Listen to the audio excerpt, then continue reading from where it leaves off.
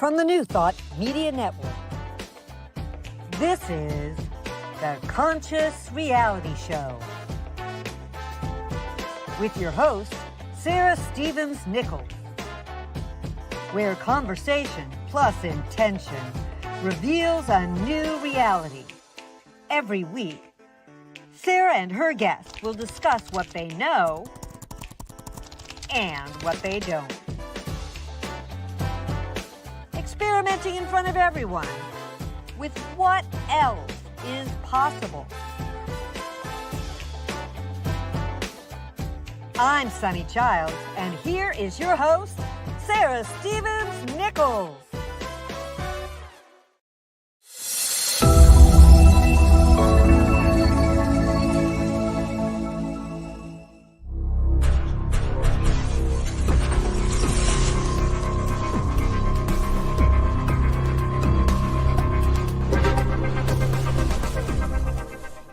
New Thought Media Network.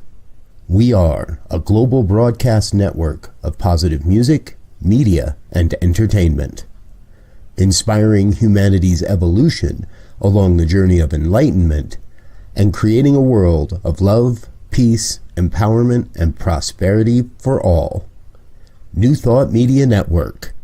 Positively inspiring. Good morning, everybody, and I'm so glad to be here today on this Wednesday, April 2nd. You would think that the April foolery would be all over today, and that would be nice. It seems like there's still a fair amount of foolery in the world, and one of the things I spend time doing is figuring out how to handle the foolery. The other day, my friend was talking on the phone with me, and he was helping me with something spiritually and emotionally. And in the middle of it, he said, "I got to stop. My dog is eating the sacred sticks." And I said, the sacred sticks are being eaten? And he said, yes, he's chewing on them. And then he looked at it and he determined that actually it wasn't that big a deal for the dog to be chewing on the sacred sticks, that the sacred sticks were beautiful, but they were found in nature in New Mexico. And since the dog was chewing on them, maybe the dog needed to chew on them. And yeah, he did destroy the sacred sticks. They're in pieces everywhere. You can see pictures of it in my newsletter and blog. But it did make me wonder, where am I being a little too clingy with the sacred sticks in my life? Am I deciding that nothing can change or I'm not okay? Am I just holding on too tightly to that around me? I don't know. I will tell you that the past week I have started every single day on my knees, giving over this country and this president and what I see, the madness I see in the news, to the unlimited power of God, and then asking for me to be shown what's mine to do that day. Speak through me, hear through me, choose through me, operate through me. I mean, that's what spirit does anyway, but it helps for me to be intentional about it and to start the day on my actual knees. A friend once told me that the importance of the knees is that if I'm on my knees, then I can get my head below my heart, and that's so that the heart is in charge. And yeah, so my guest today is someone who knows something about the head and something about the heart. He is the author of The Promise of New Thought Liberation Theology, Freedom from Discord, and he is a friend, and he is a colleague, and he is a leader in the New Thought movement. and one we badly need right now, who is helping us, everyone that I know who is in New Thought, to balance, stay centered, but also stay loud and proud. So let's without further ado, let's bring on Dr. David Alexander and let him talk with me about all this stuff. See how he's doing. Welcome, David. Hey, Sarah, how are you? Hey, good to see you. The dog Oh my God. the sacred sticks. That I was like on the floor laughing over here. I'm like, oh my God, that's a metaphor. Chewing on the sacred sticks. Yeah. Chewing on the sacred sticks. Okay, what could So possibly that's what we could do today, is chew a little and right? see what we Chew on find the out. sticks. I like that. Let's chew on the sacred sticks. Yeah, it has a lot of different levels. Right. How are you doing? How are you getting through all this? Cory Booker helped me yesterday. I really enjoyed, and not enjoy isn't even the right word. What did you get a chance to watch any of him, or were you too Oh busy? yeah, I was. Yeah, the night before when it started. Yeah. Before I went to bed, I heard about it, and so stayed up a little bit to watch it and thought, oh, that's good, and definitely be checking back in the morning, and he was still going. And then all through my meetings, I had C-SPAN and the AP either up on my laptop or my phone, just to, even if I didn't have the volume on, just to see that it was still happening, sending energy that way. So grateful for that, grateful for all the people in the streets, the ways that is been happening and building up, I think, to this weekend. And the pushback is occurring, and that's good, because we're in a very challenging time, and but it's still disheartening, and it's been difficult. When you ask how you're doing, it's like, oh, it's been hard. It's been hard at the spiritual community level, because the truth is that I don't think that we have really, even though we're obviously well past COVID and we're kind of living with whatever the post-COVID thing is, but that broke our spirits in a lot of ways, or our hearts, or whatever, patterns of familiarity and all of that, and a lot of places haven't recovered. And I'm in some of those circles and spaces, and some are just kind of trudging along and doing all right. Some have built back and are doing better. And what the difference that I've noticed is really not about size, but it has been about financial capacity. Churches that, I know, a very well-off church in Southern California that I won't name, but money is not their issue, but they're going through the same thing I'm going through, which is the people have not returned in the same numbers, and the money that's coming in doesn't really cover the expenses. And for them, the money is not the issue. They have the reserves to handle that. So it's a matter of, stretching the gap of and then growing a new audience, or just finding their way through it.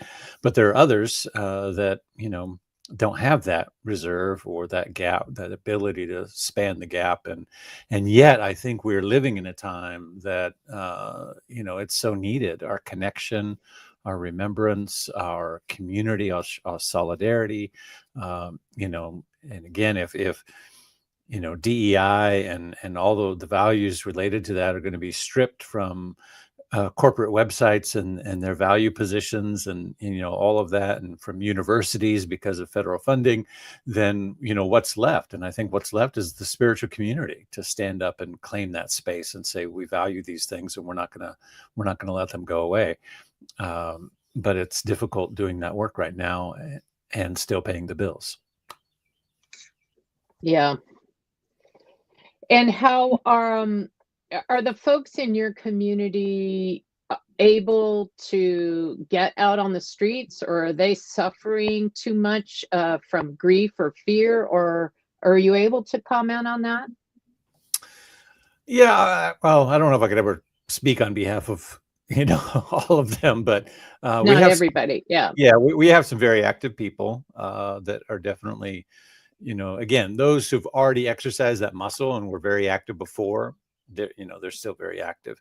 Others not as much. We have like many places an older congregation that doesn't get out to do many of those things very often, but online they've been pretty active and outspoken and supportive of the things that I've said about it. So it's kind of a mixed bag, I think. Yeah, same in my spiritual community in West Sacramento.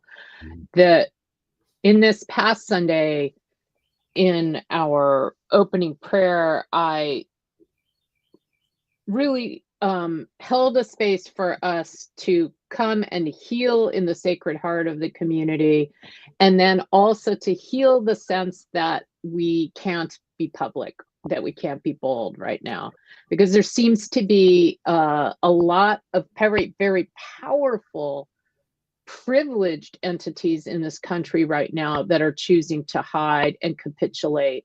And that's very disheartening, right? And you see some giant law firm with hundreds of millions of dollars, and they don't think that they can stand up to this. Then it says, how do I do that, right? Exactly. And if you're paying attention to that. Yeah. I don't know if not everybody is an ex-lawyer turned New Thought minister, but I certainly pay attention to what the lawyers are doing still. Or maybe you witnessed, somebody like Anheuser-Busch, pulling their key sponsorship from Pride in St. Louis, which they've done for 30 years, right? And I don't consider Anheuser-Busch to be the bastion of, liberal wokeness or no. It's a corporate, it's a marketing move for them, and it has been for 30 years. And to whatever degree that is significant, I applaud them for 30 years of that support. But in this environment, then to now suddenly say, no, we're not going to do that anymore, and it's like, you see somebody as big as Anheuser-Busch, which is not even fully based here anymore. It's InBev owns them, which is an international, beverage company that's outside the United States. But nevertheless, they're so afraid about this environment that they feel like they can't do that anymore. It's really unfortunate. It's not because we need them. It's not because the LGBT community needs Anheuser-Busch to sponsor the Pride Parade necessarily. Yeah. But to your point, it's like, well, if they're not willing to speak up, then what does that say? Yeah. And so, and one of our colleagues sent me an email yesterday, and she has as her tagline this quote from Helen Keller. I'll just put it on the banner so we can see it. It is, to me, this is really pretty important. Avoiding danger is no safer in the long run than outright exposure. Life is either a daring adventure or nothing. And I think that's kind of my guiding light right now. One of my guiding lights right now is that I've been shown in prayer that it is not safer to hide in this time. It's not safer for the nation. It's not safer for me. Because if you're hiding, it's from fear. And then that means I'm feeling fear. And that means I'm not safe, right? Just that whole experience of hiding is a terrifying thing. Right. Now, there may be some undocumented immigrants right now who would be best to keep their heads low. But those of us who have privilege and have some measure of security, I think you and I have talked about this, need to band together and need to be loud and proud. Yes, and understand that whatever level of security that you think you have or that you desire to protect, that staying quiet isn't going to make that better. That's kind of the wall I find myself up against. It's like, well, certainly speaking out may not be financially the popular thing to do, but not speaking out is not going to protect me anymore. Right. Yeah. Right. Right. Well, tell us about your book. Tell us about liberation theology and what is that and how does it apply to these times? Yeah. So, liberation theology is to me really is just new thought. It's just I don't really make a distinction between, new thought and liberation new thought, I guess Hmm. is the term. Yeah. They're one and the same for me because they're the outpicturing of the evolution of my own consciousness and understanding of, being in this practice and working these principles for 40 plus years. Hmm. It's just where it's led me. There's sometimes these little distinct nuanced groups we sometimes get ourselves in. I know years ago I discovered a thing called process new thought, which came out of process theology or the philosophy from is it Whitehead? Anyway, and there's a Hmm. whole group of people that are like, oh, process new thought, and I was like, explain it to me, and every time they explain it to me, I'm like, okay, that just sounds like new thought. I don't, I don't understand. And they're like, no, it's different. And it's like, and there's a subtlety that is so minute that I'm like, yeah, okay. So I say that to say, I don't want to do that with this. To me, is like, I'm not trying to distinguish this unique and separate from the essence of new thought itself, which is, I think, about liberation. It is about, Ernest Holmes on the first page of the textbook says, the divine plan is one of freedom. Bondage is not God ordained. That's it right there. So somebody says, what is, new thought liberation theology? That's it right there. Bondage is not God ordained. The divine plan is freedom. We all have that spark of divinity within us, which longs to be free, which longs to express itself in terms of freedom. We hear that over and over again in New Thought teachings. We hear it from the personal perspective, the individual lens. And so if there's a distinction to be made or to talk about the evolution of how this has come to be, it would be that I'm taking it from the personal to the, to the collective. This guy, James Cone, says, philosophy is personal, but theology is communal or public. It's theology. It's the knowledge about God and about what God is and what God does, how God behaves, what do we know about God, and its interaction with its creation. And its creation is public, right? Its creation is communal. It's everything, and so therefore theology has to be public or communal. It cannot be individual. So there are people. It's Yeah. sorry. It's interesting as I was thinking about what you just said, theology and how it's connected to God. And then this statement, let me put it back up. The divine plan is one of freedom. And I had this thought, I think more of an old thought than a new thought. What does freedom have to do with God? Yeah.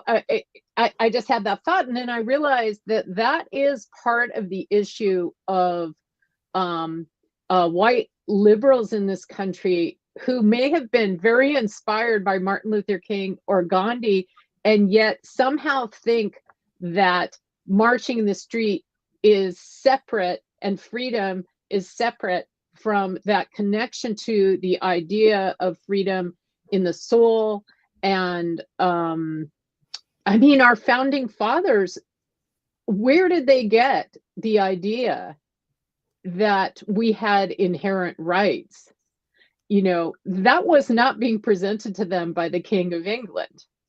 That was a universal spiritual idea, I would argue. Right. No, it wasn't being presented to them in Puritan theology and Calvinistic No, theology. It wasn't, it was beyond. It was a new thought. it was something within them that just kind of told them that. It was just that something, that universal something that said, oh, well, yeah, that, of course my soul longs for this, and so does yours, and that must be universal, and let's explore that, right? Yeah, absolutely. Absolutely. And so, to the individual who says, look, if I were to play devil's advocate with myself here, say, somebody grew up, or grew up, but isn't been in this teaching, say their whole adult life and been working the principles. And they're like, look, I built my business and excelled and, my life and my finances and whatever, all because the pull yourself up by your bootstraps, teaching of New Thought that taught me to focus on my thinking and mind my own business and stay in my own lane and work my consciousness. And I've done that. And here I am, I'm, built this career. And now you want me to, talk about the others and the suffering and the this and the that. And that's not what this thing taught me, right? I was told to mind my own business and focus on my own stuff, and everybody else should do the same thing. And so if I were having a conversation with that person, which I've tried over the years, to some degree, what I would say is, okay, so this teaching taught you that you are able to have the life of your dreams. I get that. I totally understand that. So let's say today that's all coming true and you're getting the life of your dreams. And today you have that freedom, you have that ability and capacity to go where you want and do what you want. And you can pay for the trip or, whatever it is, you have that capacity. Right. And so off you go. What are you doing? Where are you going? And whatever the answer is, I would say to that person, well, you better hope the bus driver showed up today. And you better hope that the pilot shows up today and the crew and that the trash people have swept the streets and cleaned up and the hotel folks have done that all the other things that your sense of freedom and living the life that you want and doing what you want to do the way you want to do it, that it's so interdependent on all these other people and all these other conditions and circumstances. You are tied, as Dr. King would remind us, the inextricable network of mutuality. And so your sense of individual freedom is a deeply interwoven, complicated network, that is so enmeshed with all of humanity and the entire planet. So good luck with that individual freedom thing, right? So great that this teaching taught you that you can have that, but you can't have that if the rest of the world is suffering and in bondage. Your liberation is tied to everyone else's. And so that's, in essence, that's what New Thought liberation theology is. It's just taking that individual awakening, which we all know from these teachings, and applying it to the most collective level, really following that thread of oneness and saying, that thing which I desire for myself, all of humanity desires. And if I am to achieve it at any level, then others are going to have to be able to have the circumstance and conditions in which they can achieve it as well. And I should care about that. Yeah.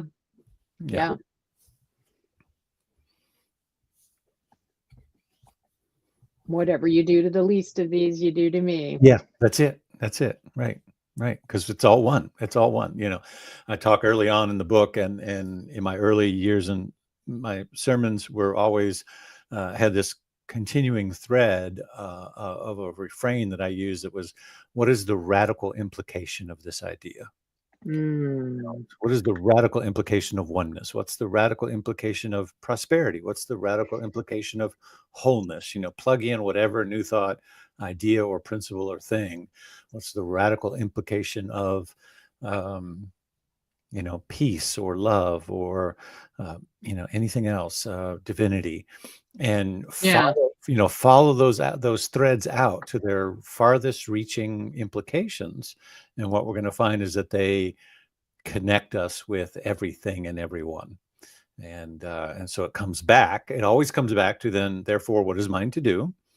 And I have to be free within myself. I have to be liberated from my own thoughts and fears and doubts and worries. But then I also have to connect and be, I would no less let my own child, starve or go without, and if that's the case for them, because they're connected to me, and this teaching is telling me that I'm connected to everyone, well, then why would I let somebody else, right?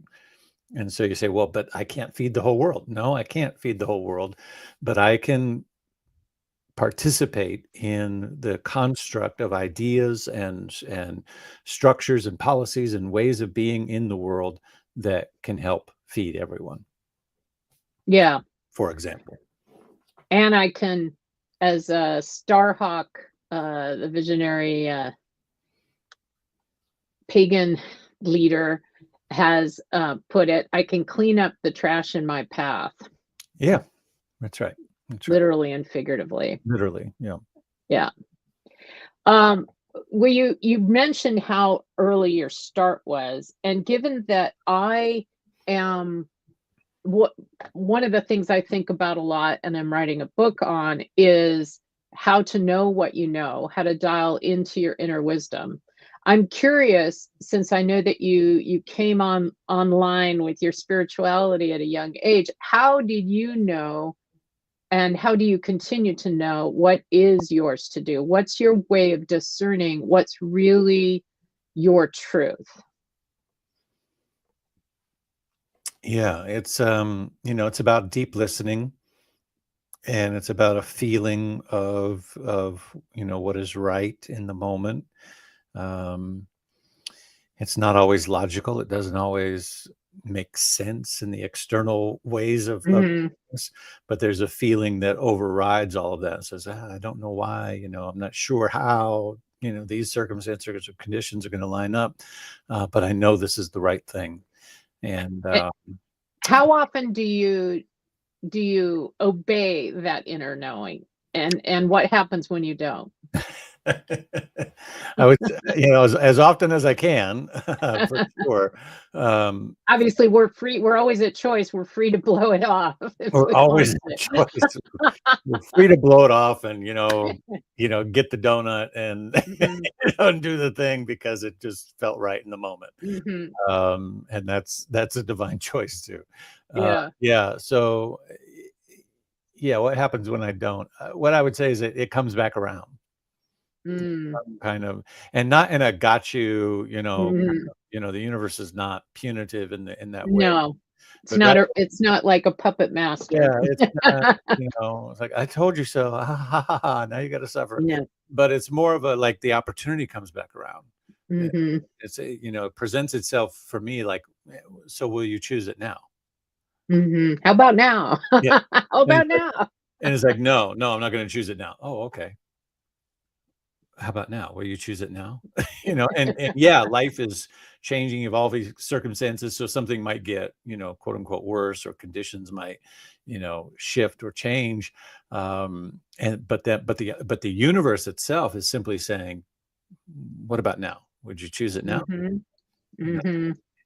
No? Okay, I'll come back around again. It's a, it's the infinite waiter, at a buffet or a dim sum restaurant. It's just rolling that cart around with, and saying, what about now? You like one of these now?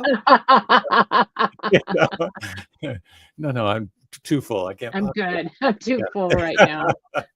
I'm too full of fear or Yeah. Yeah. Yeah. uh, Bloated with my own whatever bloated other with choices my own I made, Yeah. self-interest. And, Yeah. so that's not the universe punishing us. The universe is just going, oh, okay, well, yeah, you took that from the cart and it gave you gas. So I get it. Okay. I'm Mhm. going to circle Mhm. around the room and I'm going to come back and say, what about now? Mhm. That's it. Universal waiter. Oh Right? man, Isn't that you're good? I mean, cracking me up. Have you ever said that before? Is that no, one of your go-tos? that totally came out of me here. The I dog love chewing it. the tricks got us on that thread.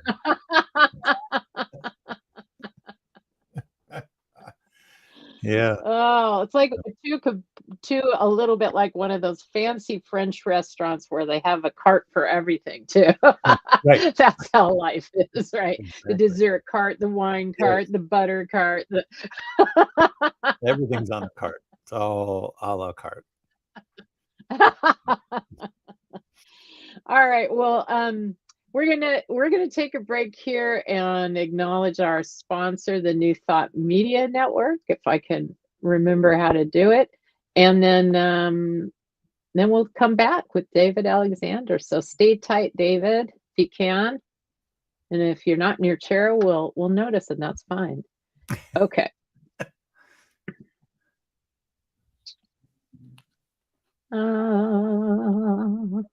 Where is my video? This is the problem with me doing the thing myself. Here it is.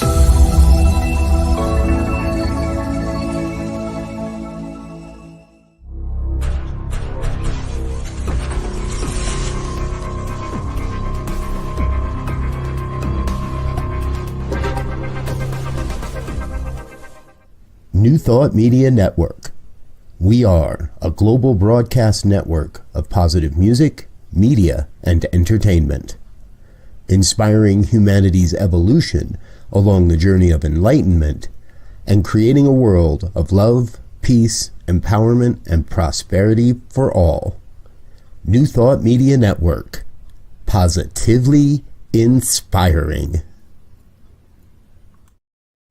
Hey, and we're back, everybody. I am still talking with Reverend Dr. David Alexander, who is the author of many books, and a brilliant human and the leader of the Spiritual Living Center of Atlanta, but also a human being who is having a spiritual being anyway, having a human experience in a human body on a human plane.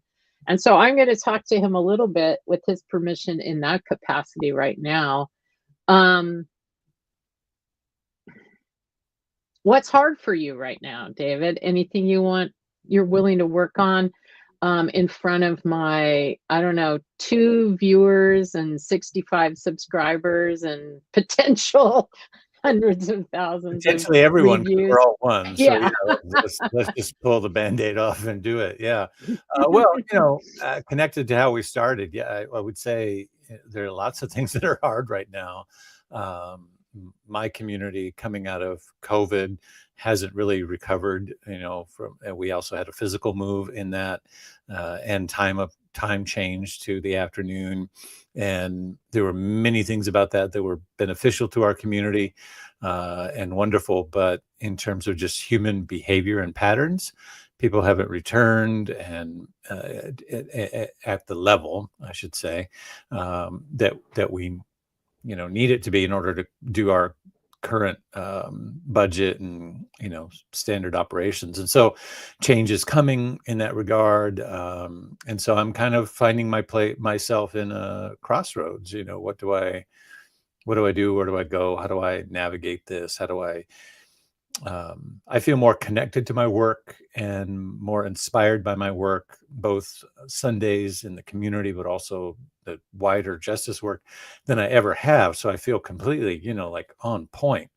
But what is keeping me up at night is, how long can I do this? And, I've got Is it sustainable? Is it sustainable? I've got a 8-year-old in 2nd grade and a mortgage, and what if this, what if that? And some of those what ifs are a little bit more real right now than I probably want to mention publicly here. But it's just the reality of the work, and how do I make ends meet, and what do I need to do to shift and grow? It's obviously things are shifting and evolving in the universe, so I understand that. But what is it in me that needs to also shift and grow to meet the moment, and to continue to do this work, but also continue to provide for my family, if that makes sense. So it sounds like you have a lot of weight on your shoulders. At least you perceive that you do. That's the feeling that you have about it. That the center is on my shoulders, my family is on my shoulders, maybe the state of the country is on my shoulders, maybe the state of the Centers for Spiritual Living is on my shoulders. So are you willing to do play with me on one of my little hocus pocus things on that? Yeah, absolutely. Okay, so all the thoughts, beliefs, opinions, conclusions, swearings, bindings, bondings, oaths, vows, fealties, communalities you made in this lifetime or in any lifetime to have it all on your shoulders and to be the person who has to ... whatever that is, and to think that it is on you and that you have to figure it out. And if you don't figure it out, ... and everything that is times a gazillion, are you willing to destroy and uncreate it all right now? If so, say yes. Yes. Yes, right, wrong, good, bad, pod, poc, all nine, shorts, boys, poveds, and beyond.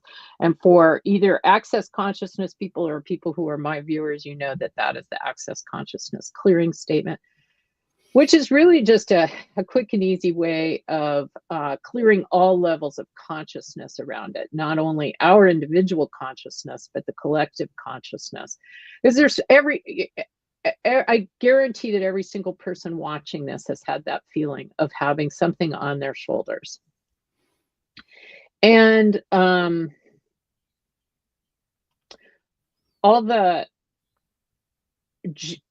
judgments that you've had, that this community isn't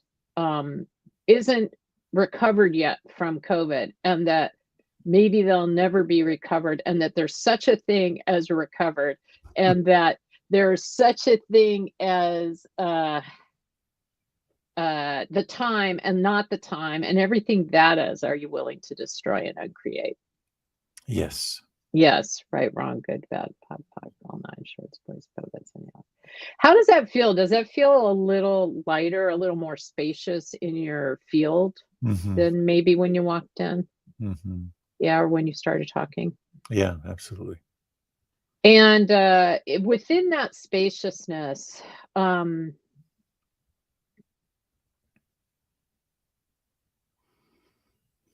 if there's anything else that you're carrying that's really not yours, one way to clear it is to say, truth, who does this belong to? Truth, is this mine or someone else's?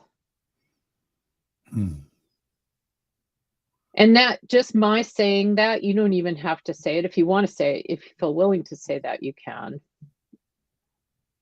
Truth, who does this belong to? Truth, is this mine or someone else's? When I say that, if it gets lighter, it just means that there were things, I don't even have to know what they are or whose they were, that I was carrying that are really not mine to carry. And it's interesting because that, and I'm sure you have other ways of knowing that this is true, but that by letting go of that which is not mine to carry, I can then be that much clearer on what is mine to carry, right? Right. Yeah, absolutely. So without saying what they are, why don't you picture a choice that you're thinking of making? You know, one, like, say if there's an A or a B, just pick an A, and then go within and say, what will my life be like in 5 years if I choose A? And just feel, does it feel lighter and more spacious and more expansive? Because obviously I have no way of knowing. It's not a thinking thing, right? It's just a feeling. Yes, it does. And then, do you have a choice? Do you have a B that you want to examine? Yeah. Okay. So with B, what would my life be like if I choose B? And it could just be even a first step on B or A, right? It doesn't have to be. But in 5 years, what will it be like? What will it feel like? And just feel, does it feel expansive? Does it feel more expansive than the other? Does it feel constricted or shouldy? Did you get anything? It's interesting. I got just as much lightness, maybe a little bit more, but but the insight was just like, you'll be fine either way. Either way. Either way. All right. Like, yeah, you Yeah. can't make a wrong choice. I mean, it'll be, yeah, that's kind of what it's kind of what came through. And so just for good measure, I'm just going to pull money, pull people, the right money, the right opportunities from all directions for you and your life and your family and the center, above, below, right, left, front, back. And just allow anything that was ever blocking the natural flow of all those amazing opportunities and money and options to just dissipate and flow and go back to Mother Earth to be composted. Mm-hmm. And just allowing that natural flow. I'm willing to bet that David Alexander has experienced the right people appearing at the right time and the right money appearing at the right time many times. And I know that that's what is occurring now. And I am grateful for it. And I let it go and I let it be.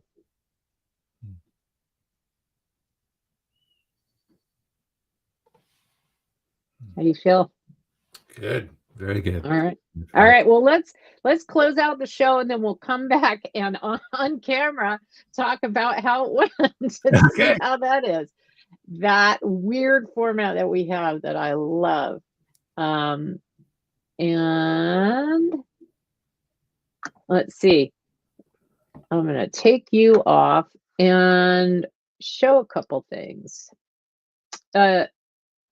This is my year-long opportunity. You can pay $300 to join us for the rest of the year and $50 a month drop in. This is Healer, Heal Thyself. Everybody is a healer in some way. And we are working with the dynamic laws of healing of Catherine Ponder and the Body Whisperer by Dr. Dane here. And we're having an amazing time. So come join us if you feel like you need something like that in your life. And David's here this week, coming up, Abigail Shire, and then Ashton Applewhite, who is a ageism activist. Quite amazing. And you can watch us Wednesdays at 9 a.m. and stream on YouTube and follow me on Substack if you want. And let's let it roll.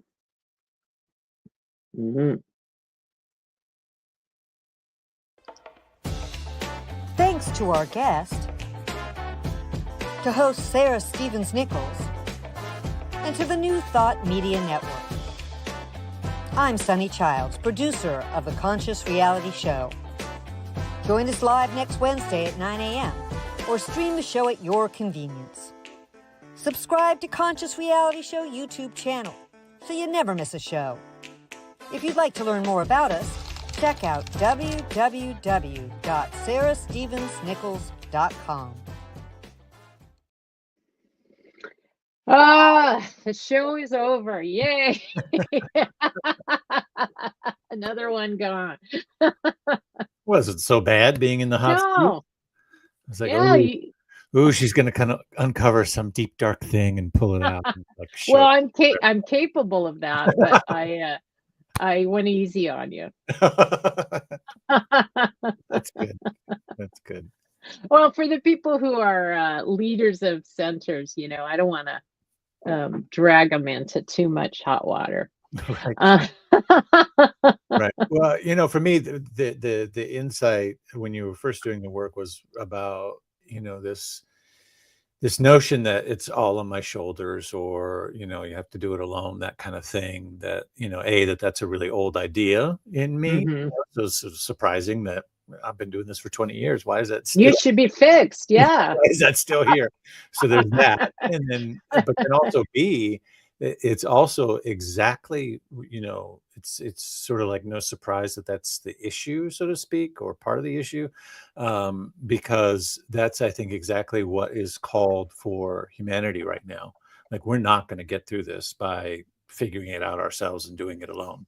We're going to No. have to create coalitions and come together, and, new structures of economy. And, Substack, for example, has, been a great space where people can support each other and, do things that prior to that were probably more difficult to do, unless you had a fancy dance that went viral on TikTok.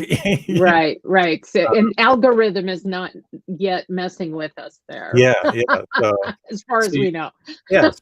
Well, of course, that's what it is, right? Because that's what I think humanity is struggling with and I think so many people, again, why are people staying home instead of going to community? It's like, well, because they probably are burdened with this idea that they have to figure it all out themselves. Right. To some degree. And so get in community, and it's not that community is going to figure it all out, but that you're going to be in community while you're moving through it.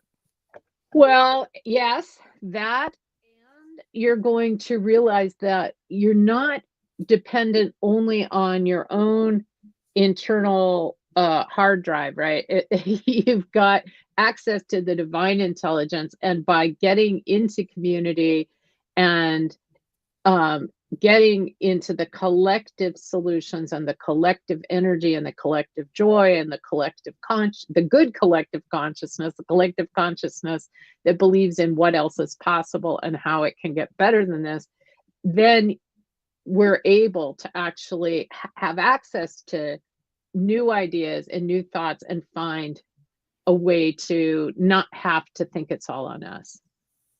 I mean, how many people have we known? How many people have we been where we're just sure I can't let go of any little thing, right? That's one of the reasons I mentioned the sacred sticks, is those sacred sticks that I cling to, and that a dog can just walk into the room and chew up. Right. I love that. Like having a kid too, right? They come in and they're tinkering with something, and you're like, oh no, that's from my trip to the pyramids. It's an ancient sacred symbol that somebody gave. It's like, oh, but it has sand in it, and look, it comes out. Oh, the flip side of that one is a friend of mine had given her kid, and she was someone who perceived herself to be on a very tight budget. And she had saved money and given her kid this amazing Lego set. And then her kid had taken the Legos to school against her advice and lost several of the Legos. Mm-hmm. And she was just like beside herself about her kid losing these Legos. And I asked her this question, whose Legos are they? And she said, oh, they're my kids' Legos. And she was like, oh my God. So then she worked for the state of California and may still have a cubicle. And she put up in her cubicle a little picture that said, not my Legos. And that has been sort of a guiding force for her, right? Both, right? Let someone chew. There's not a lot you can do if the sacred six are getting chewed up. And it's not my Legos. A lot of it is not my Legos. Mm-hmm, mm-hmm. Yeah, and when we give a gift, it's when a present or whatever, it's not ours anymore. That's the act of giving it. It's like, no, it now belongs to somebody else, and they get to do with it what they choose. Yeah, I can understand every aspect of that story. Every aspect. Because I understand how expensive Legos are. I've taken my kid, we go to the Lego store, and some of them I'm like, oh, that's so cool. And he's really good at it. He really loves it. And he gets in there and just for hours will just, and he's not on a screen, which I love. So I'm willing to invest because I'm like, oh, you're doing something else, and not getting all that blue light in your face and all of that. But some of them like, oh, that's cool. Let's get that, build that. And I go to look at it and I'm like, you want how much for that? Second mortgage on your home. Yeah. Holy Moses. Well, How about this? Some primary colors and a little bag How of about you build your own Legos out of mud in the backyard? exactly. It's like, holy smokes. Yeah, the sets are really, really expensive. So I can understand, and then the kid's like, well, of course I'm going to take them to school and show them off to my friends. And of course I'm going to misplace them because, yeah, of course. Well, it's been great hanging out with you. Yeah.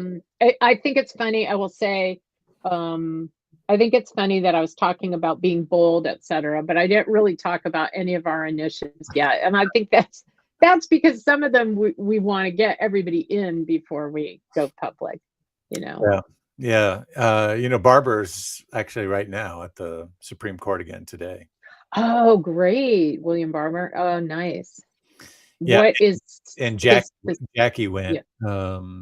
Jackie LaBrea. So Oh, yeah. she's there, which is great. I thought it was the 12th. I thought I saw it. Yeah, that's what I was going to say. I thought you said it was the second. later in. Oh, okay. I was hoping it was the 12th because I thought, well, they're giving a little bit more lead time. They're notorious. Lead time. They're notorious for doing this. So they These sort of and we're meeting next week, on the other side of the country. And I was like,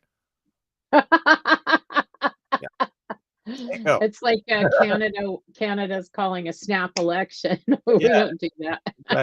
Right. So they're sort of notorious for that. You got to really stay on the ball. But I technically think I'm on their list, but I don't seem to get these notices. I must not be on this list. I wonder what I need to do to get on it. A couple different ones. They have the repairs breach, the prophetic council, but if you've filled out that form, you should be getting. Yeah. You signed up for the other one, then maybe Elon Musk fired all their employees. I don't know. Jeez, I don't know. So I don't know. I did not hear if they were going to try to go into the Capitol today, but I know they did the same thing, the little press conference in front of the Supreme Court steps. So it felt good to be there. It really did when we were there. Yeah, it really did. Yeah. More. And of course, this weekend, I guess, all over, they're going to be. Yeah, Saturday the 8th, rallies all over the country, right? God willing. The 5th. Saturday the 5th. Yeah. I am off on that, huh? Yeah, so that'll be good to see how that goes everywhere. Yeah. So yeah, and yesterday's election news was pretty good. It's very good news. Could have been even better, but yeah. Yeah. We're seeing the rise is happening, which is good. Yeah. Well, maybe one thing that will happen if a lot of, quote unquote, people with privilege and elites don't step up is the average people just realizing, oh, it's on me. And maybe that's what needs to happen. Maybe that's the sacred stick that's being, one of the sacred sticks that's being chewed up right now, is the idea that that someone else is going to do it. Yes, I think that, and also, talk about harnessing power. Watch out when it reaches a level of people who have nothing else to lose.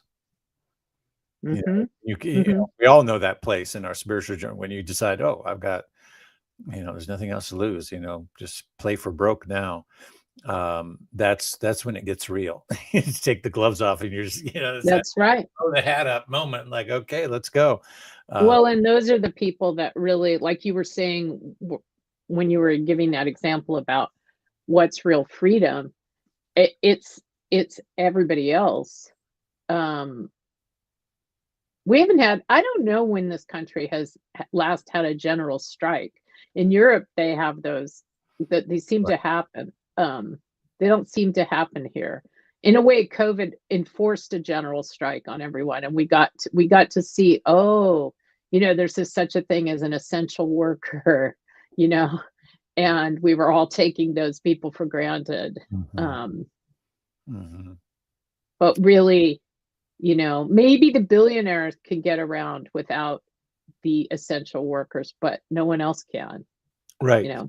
And that's a good point, because I think COVID was sort of this general strike, and it continued after, sort of after the initial COVID, and like, okay, we got to go back to work now.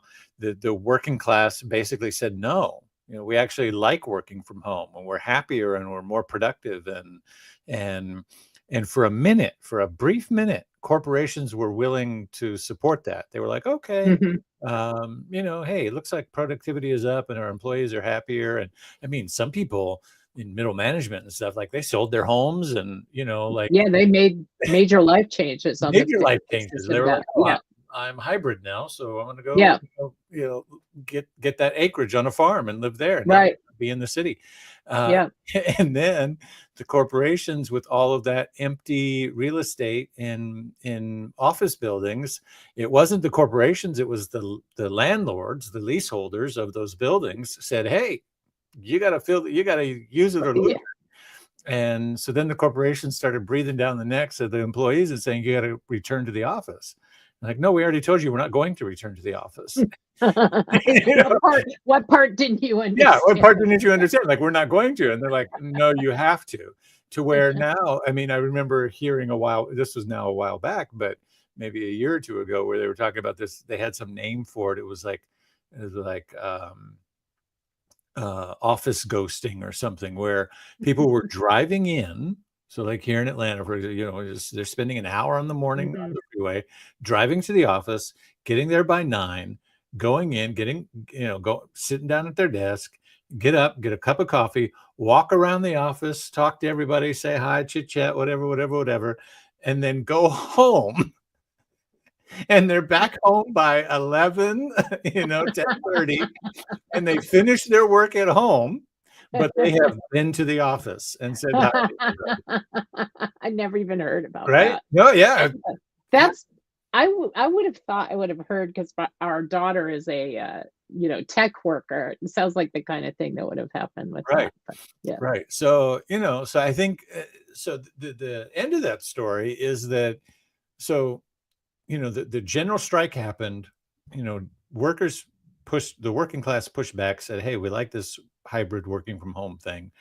Corporations were like, okay, maybe we can work something out, maybe we can negotiate something, and then suddenly did a 180, changed their mind and said, no, you got to come back. And I think, in terms of like how strikes work, I think the workers, which is the general public, feels really defeated in that, like really heartbroken. Like, hey, we all said, and spiritual leaders particularly, right? We were like, there's no going back to normal, right? The world has changed forever. We're not, and this is our wake up call. And dolphins started swimming in the canals of Italy, like the air got cleaner, and all this stuff, right? And we're like, we're not going back. And then it just all snapped back, and the roads here in Atlanta, and I'm sure in every major city, are just as crowded as they were before, if not more. And and so I think that there's a heartbreak, a sense of like, we went through all that, and we didn't even get a major we didn't change anything. We didn't change anything. And now eggs are more expensive than ever, and except that everything feels a little harder. Yeah. Or a lot. Right. And so I think that there's just a major heartache right now around that, which just makes me really sad. It's like, oof. Well, that's part of why we're in this mess, is the heartache didn't know where to go, Yeah. And it, unfortunately, it went where it went, and we'll see what that brings. Hopefully not the trajectory of heartache that I fear it will. Yeah. Right. There can be that. I mean, we should wrap, but I just think there can be, I just noticed in myself, there can be an attachment to being right. Like, I told you so. I told you it was going to get really, really bad if we made this choice. And, that would probably a good thing for me to destroy and uncreate in consciousness too. Yeah. Amen. Right. Yeah. Right. Because it's really not important that I be right. What is important is that the world for work that works for everyone is able to be revealed and experienced. And maybe that's as good a place as any to end our show and our wrap up. So I'm going to just click on end stream here. And